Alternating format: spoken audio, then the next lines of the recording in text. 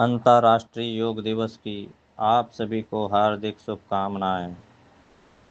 अंतर्राष्ट्रीय योग दिवस पर एक प्रश्न। वास्तविक योग क्या है? क्या योग केवल शरीर को स्वस्थ रखने के लिए किए जाने वाले आसन और प्राणायाम का नाम है?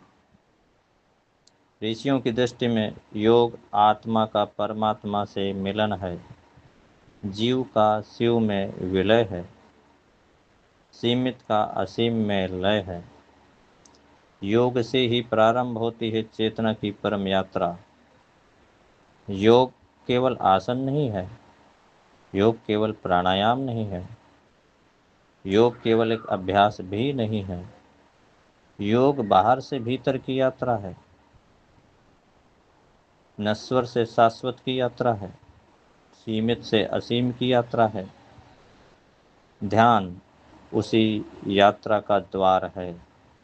ध्यान का वास्तविक उद्देश्य केवल मन को शांत करना मात्र नहीं, बल्कि अपने सत्य स्वरूप का अनुसंधान करना है। उसको खोजना जो सदा से उपस्थित है, उसको जानना जो मन के पीछे है, उसको पहचानना जो विचारों के पीछे है। वह है साक्षी जो कभी नहीं बदलता। योग का वास्तविक रहस्य साक्षी में स्थित होना है।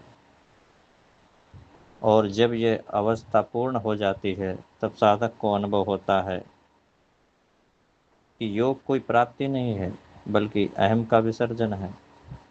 मैं और तू का भेद मिट जाता है, जड़ और चेतन का भेद मिट जाता है, जीव और प्रकृति का भेद मिट जाता है।